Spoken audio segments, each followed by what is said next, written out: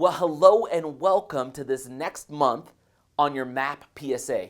Listen, these months of education are designed very specifically to give you bits and pieces of the overall Strongbrook vision for your success. And this month is a really special month. I'm really excited for what we're going to cover this month because this month is different. You know, look, we've covered estate plans and we've covered insurance and we've covered real estate and we've covered game plans and we've gone through a lot of really good topics. Topics that are a little bit more fundamental to how to transform your financial life. This month, we're going to be talking about what I believe is the single most important piece to your financial transformation. And it has nothing to do with physical dollars. It has nothing to do with physical real estate. It has nothing to do with vehicles and investment approaches. It doesn't have anything to do with estate plans and with LLCs and making sure that you've got all your financial ducks in a row. This month is very simply about the most important real estate that you already own. Do you know what it is? It's the 6 inches between your ears. It's this. It's your mindset. See, one of the things that I've learned over the years is I've learned that it is impossible to succeed in real estate. It's impossible to succeed in life unless you have a proper mindset. Sometimes I call it that you need to have a proper mindset and a proper heart set. I just make up that word. But the reality is it's about what you feel and experience here and how you view and interact with the world. For years at Strongbrook, we would have individuals that would come into our office that would meet with us, whether it was me, Stephen Miller, Chris Crone, any of the other executives, and they would sit down. It could be any of our employees, and they would always make the same comment. What is it that is different about you guys here at Strongbrook? And for years, we didn't really have the right answer. You know, all of us had been engaged in personal development and in creating a proper mindset for years and years and years. But we didn't know how to say, well, the difference between us and all the other companies is we think differently, because that sounds kind of weird. Well, about 2 years ago, we figured out how to finally communicate how Strongbrook is massively different than any other company out there. And what Chris Crone did, in conjunction with Stephen Palmer, who's the co-author of the book that I'll talk about here, is they took a look at all of the laws that we are living as a company. And I'm not talking about the legal laws. I'm talking about the eternal, the universal, the laws that govern the way that we experience life. Because they're all our laws, and I'm going to give you 6 of them here in just a moment. We found out what are those laws that we stick to, what are those laws that we believe in, and then they wrote them into a book. It's this book right here, The Conscious Creator. And The Conscious Creator is our response to the question, what is it about you guys that's different? It's a novel that talks about an individual who's on a journey. Maybe a journey very similar to the journey you're on. Maybe not happy. The main character is not happy with his life. He's an accountant. He doesn't really love the 9 to 5 and going into work every single day. And he feels like he has stability, but he doesn't feel like he's living his passion. And he goes through a process and hires a mentor. He doesn't really hire him, but he gets a mentor. And that mentor ends up teaching him the 6 laws of conscious creation. Today, what I want to share with you are those 6 laws of conscious creation. And at the conclusion of the video, I'm going to tell you how you can experience these 6 laws in a much deeper format and get interaction with these 6 laws, both in the short term and in the long term, so you can, over time, truly change your life. So what you're about to hear is the answer to the question, what is it about Strongbrook that's different?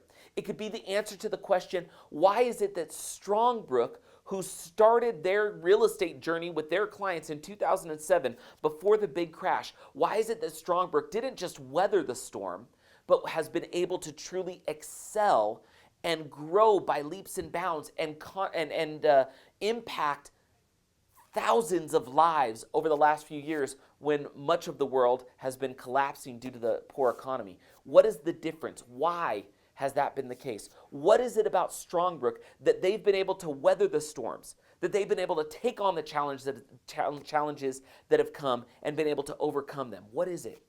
It's the answer to the question, why is it that real estate done through Strongbrook can truly be a life-changing experience? And no matter what the economy will do, you will have the tools after today to understand how to interact with your financial life, how to interact with your real estate in a way that you never have to experience loss again, which is powerful.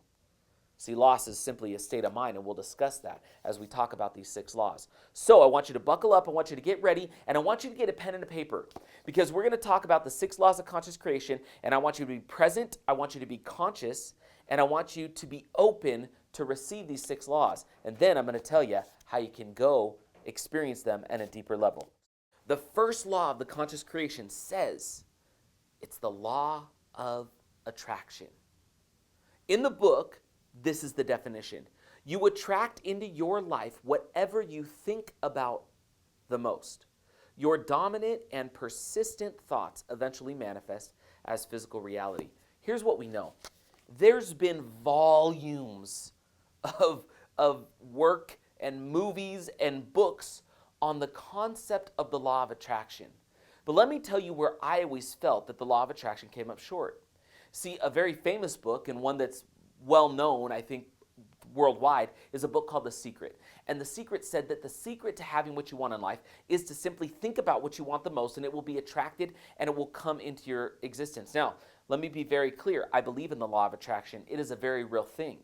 I've seen it happen in my life time and time again. But there's a few pieces that I believe were missing in The Secret. It wasn't just that I can sit on a couch and I can magically want money to appear, but I never get my butt off the couch, and I never do anything, and I never research anything, and I never read a book, and all I do is I watch crappy TV all day long, and then somehow I'm supposed to have money flow into my account. You cannot use the law of attraction that way. There's other laws that must be used in conjunction with the law of attraction. And we're going to go over those laws here in just a moment. But when it comes to the law of attraction, I want you to understand the following. Whatever you think about most will, in fact, show up in your life. If you think about wealth, you will begin to see the universe gather for your benefit, and wealth will begin to come into your experience. If you think about being poor, if you think about not having enough, if you feel like you are always in lack, guess what you will always be in? You will always be in lack, because you see, the law of attraction works both ways. You can attract those things that are positive to you by thinking positively, but likewise, you can attract negative to you. It's whatever you think about is attracted to you. It is like you are a magnet. And the way you engage the magnet is you simply say, what is it that I want most in life? Those things will come to you. And you know what? Sometimes we don't think that we want to be poor. We don't think that we want to be in desperation and in crisis all the time. But if our primary dominating thought on a regular basis is crisis, is poor, is I don't have enough, is scarcity, then through the law of attraction, a universal law, you will only see crisis and desperation and scarcity show up in your life. So as you go through the book, The Conscious Creator, and you learn about the law of attraction, it's very important that you begin to consider, what are your dominating thoughts? Do you find that as you go through the day and as you drive around town, that you're thinking of things that make you feel bad inside, that you're thinking of things that frustrate you? If that's primarily what you think about, you will always have things show up in your life that are frustrating and that anger you. If you're constantly thinking about love, if you're constantly thinking about gratitude, if you're constantly thinking about wealth and service and prosperity, you will find that in your life you will have an abundance of wealth and prosperity and service, and you will feel more gratitude. So the law of attraction is a powerful law, and one that will not frankly work the way you want it to without the other laws that we'll go into next. The second law of conscious creation is the law of purpose. Let me read to you what the law of purpose means. For you to achieve your highest potential, your desires and actions must be manifestations of your true self and your true purpose. Your true self embodies the highest, most accurate truth from which you can create at your greatest potential. Conscious creators know who they are. and what they were born to accomplish. You know, often I get a chance to train sales teams. I travel the country and I train Strongbrook teams. And this is one of those principles that I speak of very often. In fact, one of the books that I was recently published in, I really hit this point hard, which is the only shot you have of being successful, whether it's in network marketing, whether it's in your day-to-day business, whether that's in real estate, is you must be engaged in things that resonate with you. It must be something that allows you to live the highest form of you. A good way to figure this out would be to sit in quiet reflection and ask yourself questions like, what gets me the most excited? What am I most passionate about? What brings me the most joy or happiness? When you begin to put some ideas on paper about what it is that makes you happy and what it is that brings you joy, you can begin to fill out that picture by saying, what are the actions that I can do on a regular basis that allow me to experience that happiness and that joy doing the things that I love most? Because here's what I know. Every single one of you is a unique and remarkable individual. You have a very specific set of gifts and talents and abilities.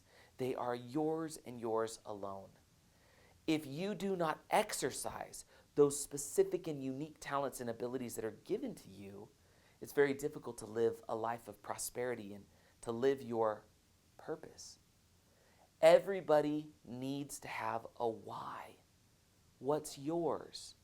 The law of purpose states you must be interacting with that highest version of you if you want to experience success.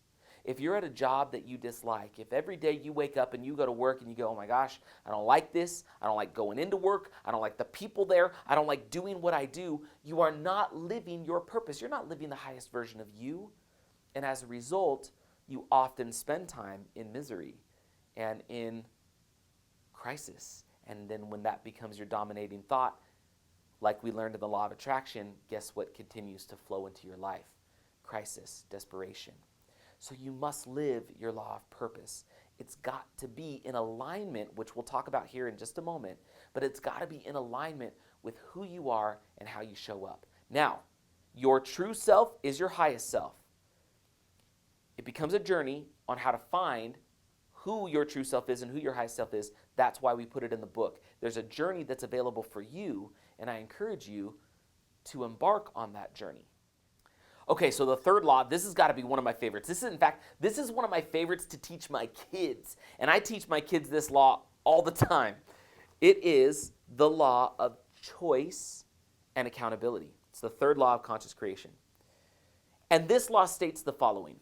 Your perception of reality is a choice, not a condition. And your experience is your creation, whether you realize it or not. The more accountability you take for your reality, the greater power you have to change it. Now, I'll describe this law by sharing with you how I interact with my children. I have a beautiful 5-year-old daughter. I've got an incredible 3-year-old son, and then I've got a baby. But the 3-year-old and the 5-year-old, they do this thing because they're a brother and a sister, and so sister will do something to brother, and brother will get upset. Brother will do something to sister, and sister will get upset. And almost inevitably, when I hear from the back of the house and I hear something in the front room and one of the kids is going, don't do that, and they're crying and they're whining, I know immediately that I'm going to get an opportunity to teach the law of choice and accountability. So I will go to my children and I will say, what's going on? And this is almost what happens every time, right? My son will say, well, she, yada, yada, yada, yada, yada. Or my daughter will say, well, he, yada, yada, yada. They immediately point the finger outward. That gives me an opportunity to sit with them and say, now, let me ask you a question, son, daughter. Can that other, if I'm talking to my daughter, I'll say, sweetheart, can your brother make you feel bad? And she knows that her brother cannot make her feel bad. She chooses to feel bad. and I hold her accountable for her choice to feel bad. The same thing can happen to my son. He doesn't quite get it as well as the girl does now, but I'll say, did he make you feel bad or did you make you feel bad? And she'll say, well, I guess I made me feel bad. And I say, look, sweetheart, you can't control what your brother does to you. You can control how you react to him. My kids are learning this lesson, and I'm thankful because it is a lesson that very few Americans ever understand. Let me give you another extreme example of how the law of choice and accountability could show up in your life. Let's say that you are excited because you're finally going to take this dream vacation to Hawaii. And you are so excited. You got online and you bought your tickets and you booked your hotel. And then you got up the day of the trip and you packed your suitcase. You took it to the airport. You checked in. You went through security. And you got to do the TSA Macarena as they pat you down. And you walk to your gate. You get on your plane. And here you are sitting on your plane. You are on your way to your dream Hawaii vacation. Well, about 50 miles from your destination, there's a crisis in the plane, and you hear the captain come on and say, ladies and gentlemen, we're going to turn on the fasten seatbelt sign because it appears that we're going down. And in a moment of crisis and panic, you put that seatbelt on. You simply hold on for dear life. The oxygen mask drops. You put it on yourself and you just are praying and hoping that everything will be okay. And that plane crash lands. And you wake up in a hospital bed and you notice that you can't feel your legs or your arms. And the doctors and nurses, after talking to you, let you know that you are a quadriplegic. You're at choice. You can choose to be angry that the plane went down. You could choose to want to blame the pilot. He did something wrong. You could blame the manufacturer of the airline, the plane.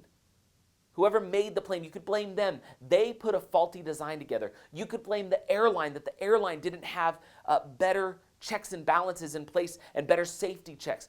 Think of everything that you could blame. But let me ask you this question.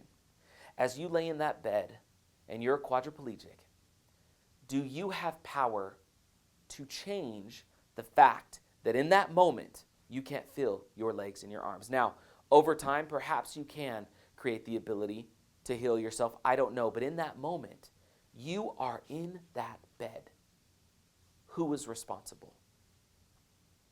The law of choice and accountability states that you are. Now, I told you this is an extreme example. So let me help you understand why I could even say the words, you are responsible. Because listen, if you sit in that bed and you choose to point the finger everywhere but at yourself, you never have power to take your life back. You will always be blaming someone else. You will always be blaming the airline, always be blaming the pilot, always be blaming the fact that the United States decided to add Hawaii into the Union and you wanted to go and visit it. You could blame everybody. And as long as you sat in that cesspool of blame and victimhood, you have no power to create a new reality. But what if? What if you could say, you know what?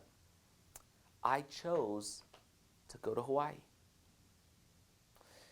And then after I chose to go to Hawaii, I chose to research flights.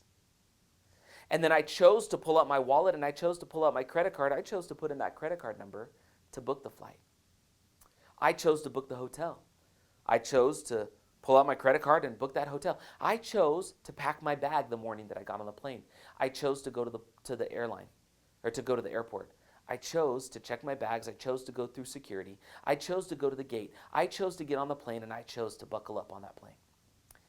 Now, maybe at that point, your choice was then taken from you and the plane went down, but you had thousands of choices that you made that led to that moment in time when that plane went down.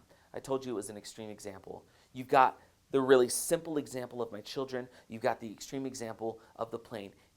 Please know that this law of choice and accountability will change your perception of reality. It will change your life. If you will interact with life in a way that you understand that you are the only one responsible for what takes place, it gives you power to make choices that allow you to dictate the flow of your life, as opposed to simply reacting to life as it washes over you. That, my friends, is a law of choice and accountability. There is a lot more that goes with it, and we talk about it in the book. But start considering that life may be different if you take accountability for every choice that's made. Own it, find power in it, and create an extraordinary life as a result of it. Now we're going to move on to the next law of conscious creation, which is another really, really good one. And I already used the word alignment. We're going to come back to what the law of alignment is in the next segment. The law of alignment. The law of alignment says everything you think, say, and do must be in alignment with what you want to manifest or have created in your life.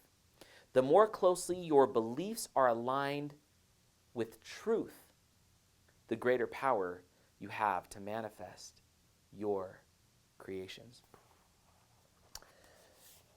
The law of alignment is tricky.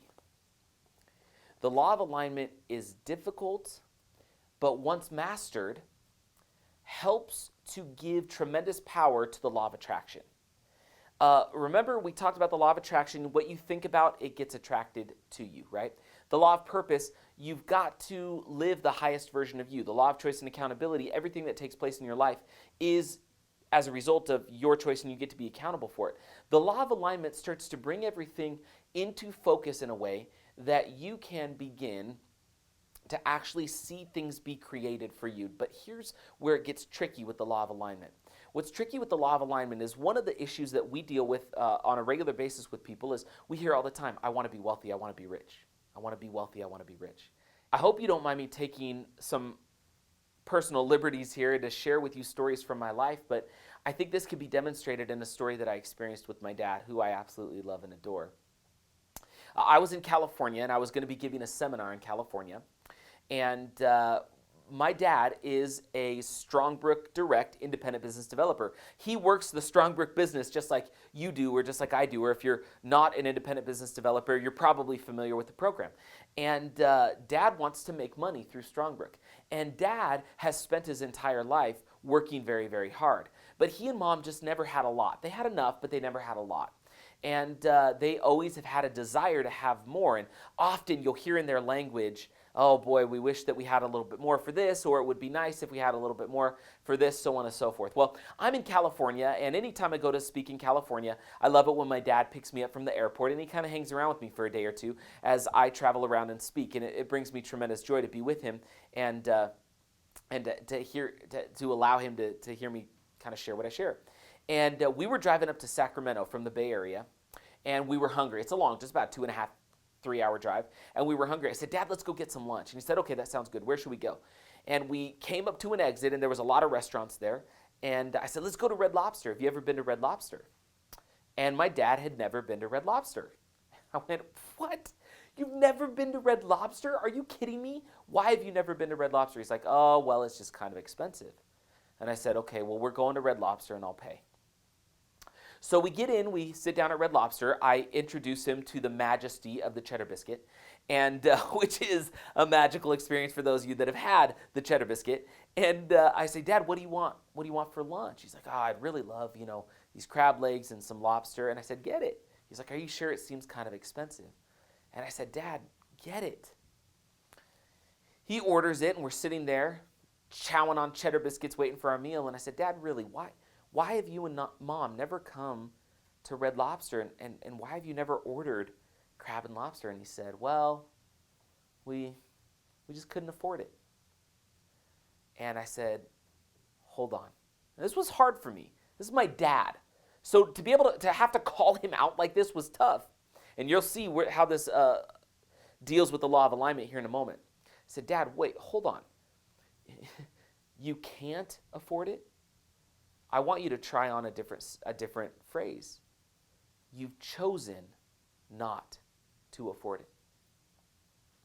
And he sat for a moment and he went, wow. And I said, see, Dad, if I told you that my life or your life depended on your ability to go and find money to have a crab and lobster lunch at Red Lobster today, would you do whatever it took to find that money to save my life or save your life? He said, well, of course. And I said, so see, it's always been about choice.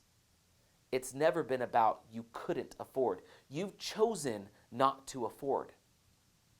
And that had an impact on him, and I hope that that has stuck with him. And I hear it from people all the time. I want to be wealthy. I want to go to a nice lunch at Red Lobster. I want to drive this car. I want to drive that car. And then you will spend most of your life saying the following phrase. I would say to you, well, awesome, you should go get that. And you'll say, I can't afford it. Now, if you say, I can't afford it, what frame of mind are you in? You are immediately in a frame of mind of scarcity. You are saying, I can't afford it. I don't have enough money. I haven't created enough money. It's scarcity, scarcity, scarcity. There is no abundance. There is no prosperity. I simply don't. I can't. That form of negativity is completely out of alignment with what you would tell me, which is, I want to be wealthy. I want to have $10,000 a month of residual income. I want to have $500 extra a month of residual income. But then you will sit there and you will tell yourself, I can't afford this, I can't do that. My friends, the law of alignment states very simply, you will see that come into your experience through the law of attraction and the other laws, as long as you are aligned with it. What is your truth? Is your truth, have you decided that your truth is you are going to be poor for the rest of your life? Because if that's your truth, you will never create wealth. I don't care what company you go to. I don't care what program you buy. I don't care how much education you get. If you have decided that your truth is that you are going to be poor, you are 100% going to find that everything you do in your life will be aligned with what is your truth. But if you can shift and create a truth that says, I am wealthy, I have prosperity, I have abundance. And if you can replace a limiting belief of I don't have enough and I can't have enough with I am enough and I have enough, you are aligned with your truth. And now you give the law of attraction power. And now you begin to live a purpose that is powerful. And now your choices that you are accountable for are in alignment with what is your truth.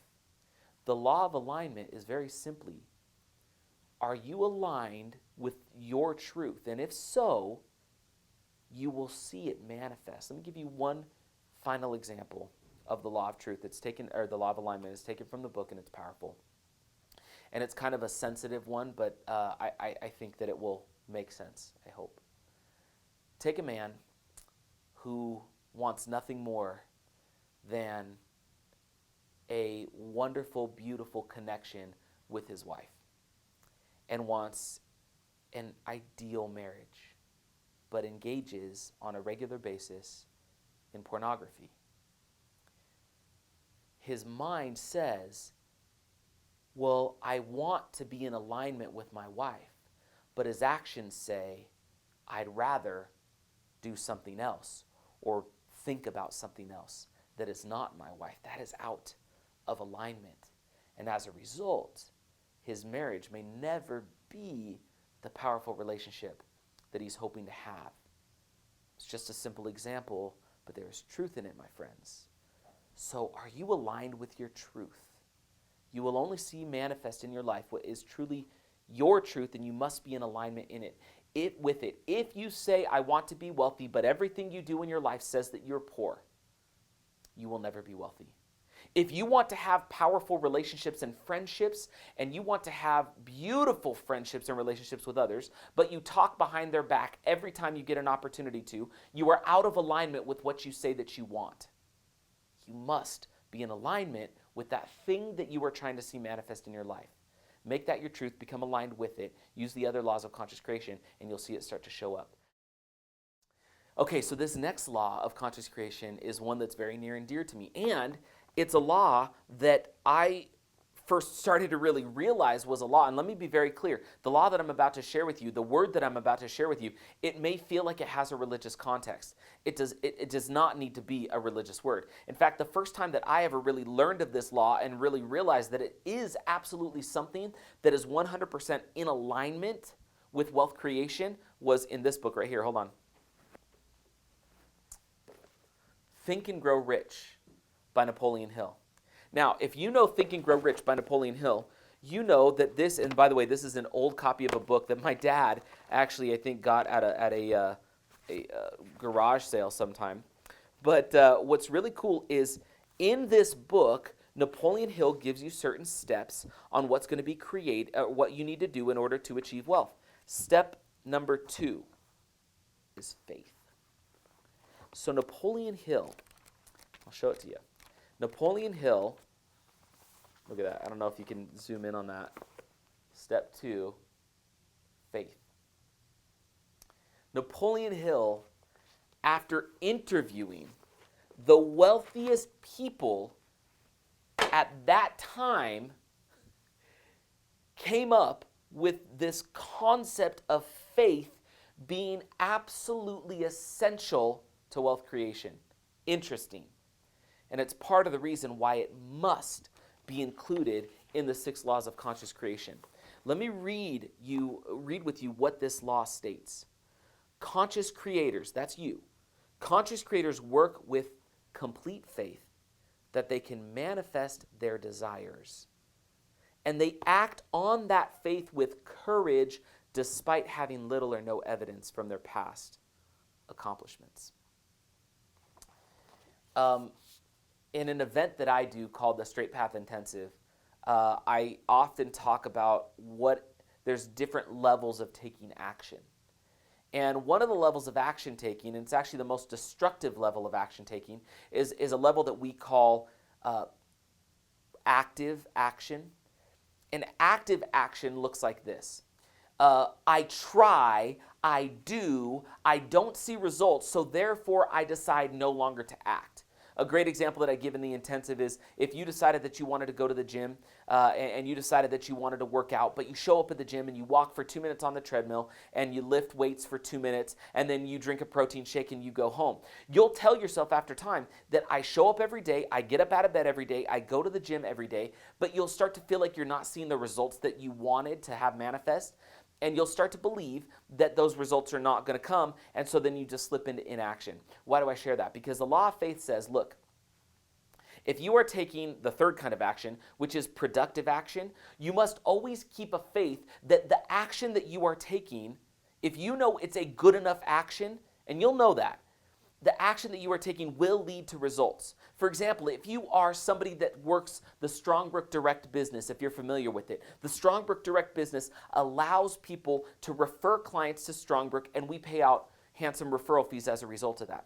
Well, if you say, I really want to work Strongbrook and I really want to make money with Strongbrook, and you only talk to one person once a month and that's all you ever do, and then you get upset that you feel like you're doing the right things but you're not making money, it's very clear that you are simply not doing the right kind of action. But what if you are taking the right kind of action and you're talking to somebody once a day or twice a day, but you're not seeing results for the first couple weeks that you do that? The law of faith says you are taking the right kind of action, and you know that you are because it's been mathematically proven. And if you take the right action, you must persist in an absolute faith that the result will show up for you. And I'm going to share this with you there's actually a book that I really like, in addition to Think and Grow Rich and in addition to The Conscious Creator, that really helped illustrate this for me. It's a book called The Jackrabbit Factor. And The Jackrabbit Factor, very simply, is a book about a guy he's lost. I mean, he can't make money. He feels like he doesn't know how to make money, and he's feeling terrible about the fact that he doesn't make money. He and his wife get into a fight. This guy goes off into the forest, and he ends up falling asleep against a tree, and he enters a dream. And in this dream, the whole dream is really a parable for what he needs to do in his life. And in this dream, his father comes and his father greets him. And his father says, hey, son, and the son, his father in real life, in the book anyway, had passed away, but the father shows up for the son in the dream, and the father shows up who'd been wealthy in his life and says, son, I'm here to tell you that if you want anything, all you need to do is think. Use your thoughts to attract that thing to you. See, everything has a physical and a spiritual counterpart. And when you think, you draw the spiritual counterpart to you, and eventually forces and things will gather in the universe to turn that spiritual desire into the physical manifestation of the thing that you want. And he says something in the book that's powerful. He says, as long as you persist in right thought, he says in the book, the angels will do your bidding and arrange the affairs of men to bring those things to come to pass. So in other words, you could call it angels, you could call it the universe, you could call it forces outside of your control, whatever you want to call it. He says if you persist in right thought, you have a goal, you have a dream, you have an intention, you want to see something manifest. If you persist in that right thought, everything is gathering for your benefit. The people, the places, the events, the situations, it's all gathering for you so that this thing that you want and desire can show up. But then the father goes on and teaches the son in this book, The Jackrabbit Factor, which is a condensed version of the longer book now called Portal of Genius, which is also a great book. But he says to the son, now here is where most men fail. The very moment that you entertain fear or doubt, all of those things, those forces, those people, those situations, they begin to reverse. And everything that was gathering for your benefit is now moving away from you. It's a function of faith. I liken it in one of the books that I was recently published in. I use this visual, and I'll share it with you here, and I hope that it's helpful. The visual is that of a road. Imagine standing on a road, and it's a very long road, and you can't see the end of the road, and it goes on forever, and it goes into the horizon. And you know that that road maybe is endless. And it's like you are locked into that road. You know the slot tracks, like when you used to have slot cars that you could race? You are on this road, and you are locked into a slot track, and somewhere down far, far away outside of your vision, you create something that you want. Let's say it's money, let's say it's people, let's say it's a situation. That thing gets created and locked into the slot track that could be miles, hundreds, thousands of miles away from you. As long as you persist in right thought, that thing that you want is traveling towards you. You are already tied to it. You have already created it. It is moving towards you. And we'll talk about the law of gestation here in just a moment, and we'll describe that, but it's moving towards you. But the second that you entertain fear or doubt, that thing which you created that is already on its way to you, that is already locked into the same slot track that you are, that thing that should be hurling its way towards you begins to reverse. Now, if you persist in right thought and that thing moves towards you, at some point it will breach the horizon. And you will see that it is real. And then you will know that your faith was not pointless. See, it was a requirement of faith and persistence in right thought.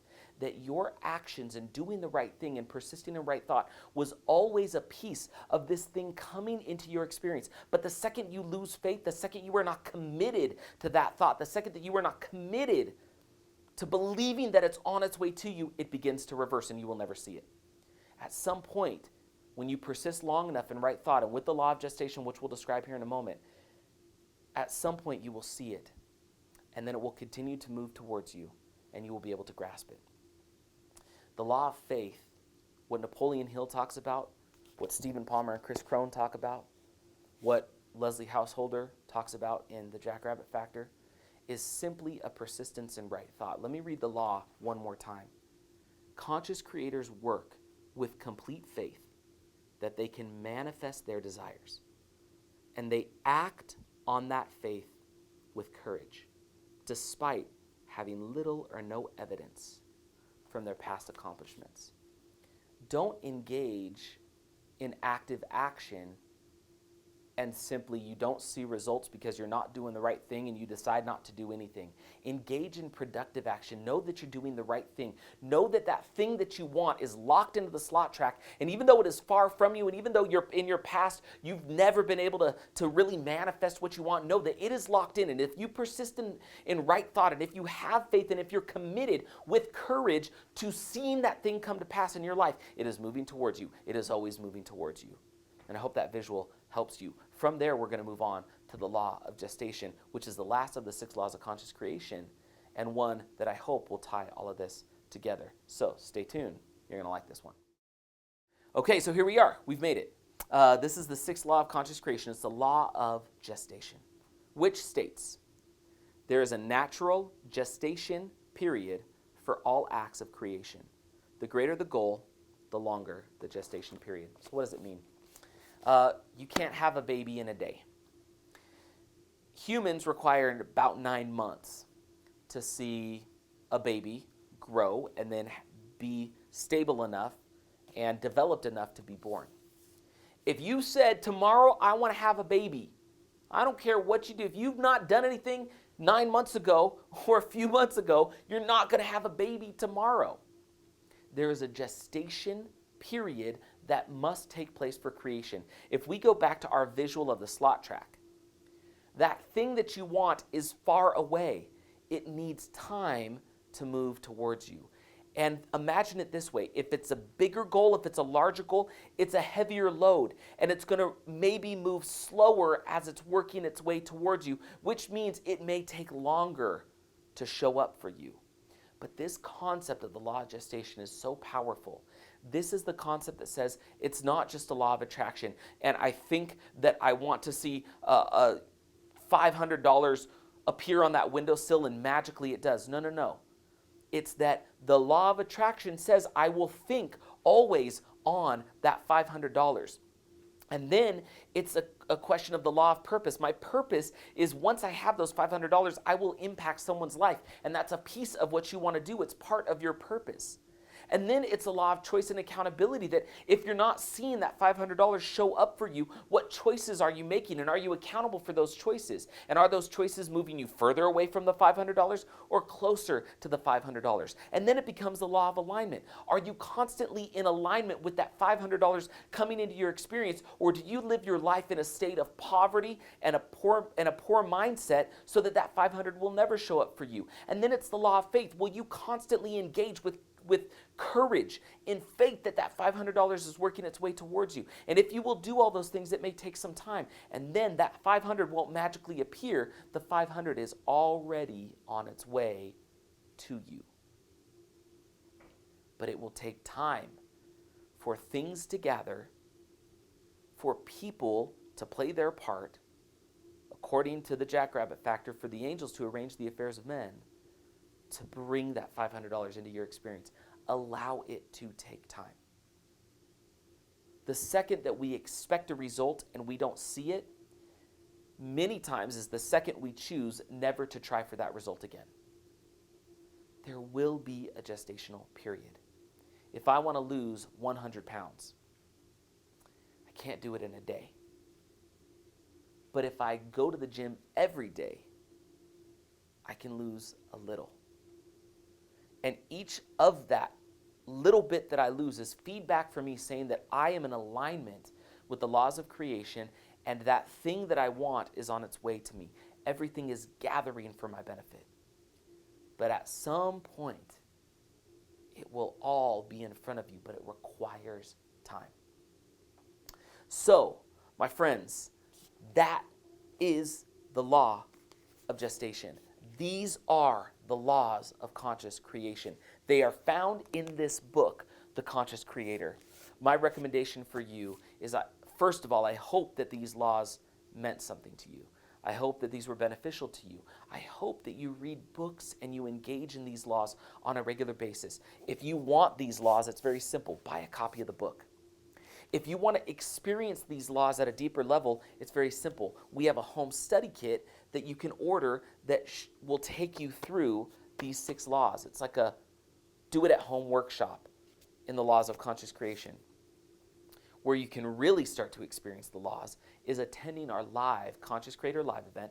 It's a 3-day live event where you will experience these in a way that is truly unique and truly wonderful. And finally, for those of you that don't just want to have an exposure to the laws of conscious creation, but you want to have an extended mentorship to not only learn the laws of conscious creation, but to be able to apply them, to learn the laws, to learn the principles, to learn the lessons of conscious creation, and to truly live an extraordinary life, We even have a mentoring program where you get to mentor with one of the authors of this book on a personal basis.